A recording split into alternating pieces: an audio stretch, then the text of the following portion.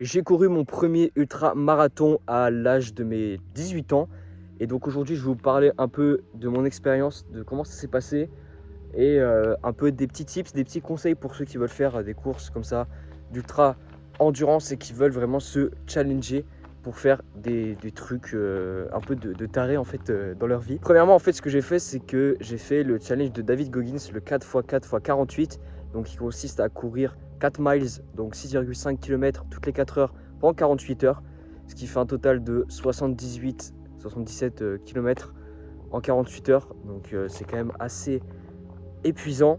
Premier conseil que je peux vous donner si vous voulez vous lancer pour faire ce genre de défi, c'est de vraiment planifier votre nourriture, ce que vous allez manger entre chaque course, donc entre les 4 heures en fait.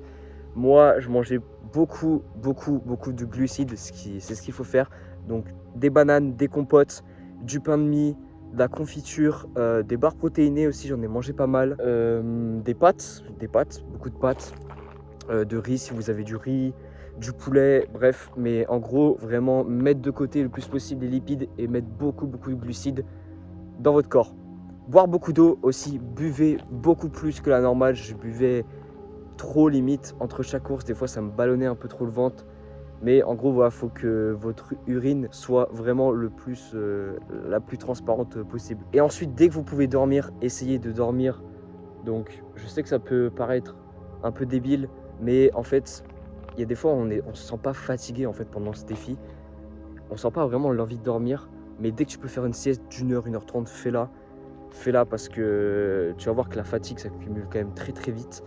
Et moi, c'est pas une erreur que j'ai faite pour le coup. Juste, tu fais une petite sieste, voilà, et je crois sur les 2 jours, j'ai dû dormir peut-être 7 heures, peut-être 7-8 heures en tout, ce qui est pas ouf. En plus, il faisait chaud en plus. Donc voilà, la nourriture, c'est le plus important. Prévoyez ce que vous allez manger, faites-vous un planning d'à quelle heure vous mangez tel aliment, etc.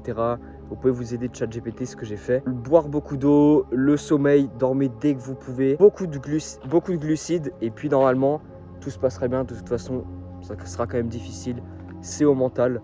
Maintenant, qu'est-ce que moi, j'en retiens de cette expérience? Qu'est-ce que j'ai vécu? Déjà, je suis très fier de moi, honnêtement, d'avoir fait mon record de kilomètres en si peu de temps. L'année dernière, j'avais couru mon premier marathon, plus marathon. Cette année, j'ai couru un ultra-marathon.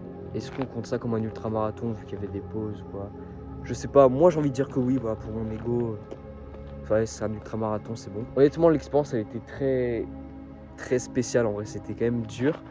Et le fait d'aller courir solo la nuit, à minuit, à 4 heures et tout, c'était quand même très spécial. En vrai, je vous encourage de faire un truc du style, pas forcément le même challenge. Enfin, moi, c'est ce que j'ai fait en tout cas, mais un truc qui vraiment vous met dans des conditions ultra confortables. Et vous verrez en fait que moi, mon ressenti d'expérience, votre corps est capable d'encaisser beaucoup plus que vous ne le croyez. En fait, j'avais mal. J'avais mal aux jambes, j'avais mal dans le bas du dos à force de courir avec les secousses, etc. La foulée. Mais en fait, dès que je commençais à courir, j'avais mal. Et après, au bout de 15 minutes, j'avais plus mal. En fait, j'étais dans ma course, j'étais dans mon état de flow. Et vraiment, ouais, on se rend compte que notre corps peut encaisser beaucoup plus que ce que l'on croit. Donc, en vrai, ayez pas peur de temps en temps sortir de votre zone de confort. Ça fait vraiment du bien et on se découvre vraiment à l'intérieur. On découvre vraiment qui on est. Et voilà, je pense que chaque personne devrait essayer au moins une fois.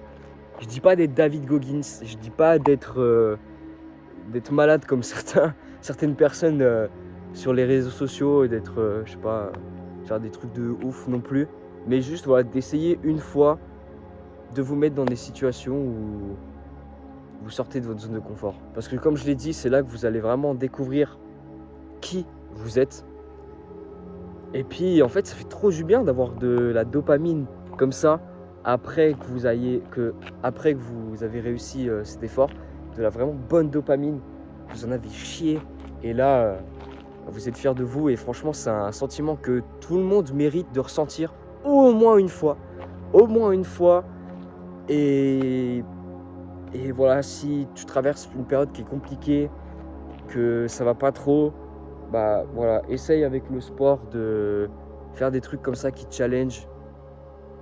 pour essayer de remonter la pente. Donc voilà, c'était une courte vidéo, j'ai pas envie qu'elle soit trop longue. C'était un peu mon retour sur cette expérience que j'ai faite, donc de courir 78 km en 48 heures. Franchement, je le referai pas de sitôt honnêtement parce que c'était quand même dur. Et puis mentalement c'était dur de toutes les 4 heures repartir, t'as le temps de pas faire grand chose, tu te rends compte que les journées passent super vite en fait quand tu les découpes en 4 heures. Bref, en tout cas le message de cette vidéo c'est que je vous invite à faire des trucs qui vous challenge, pas forcément autant dans l'extrême, mais je sais pas, un truc que tu as en tête depuis un moment, je te jure fais-le. Je te jure fais-le, ça vaut le coup. Il y a rien qui te retient et tu vas pas mourir. Tu vas pas mourir. Enfin, voilà, tu vas souffrir, ça va être dur, mais moi, il y a un truc que j'ai tout le temps en tête, que je garde tout le temps en tête, c'est douleur est égale croissance. Donc, growth égale pain. Non, pain égale growth, c'est mieux dans ce sens. Ouais, douleur égale croissance. Et voilà, c'est un truc que je garde tout le temps en tête, ce qui me permet de juste mentalement contrer toutes ces petites choses. En tout cas, abonne-toi, clique, et puis à la prochaine.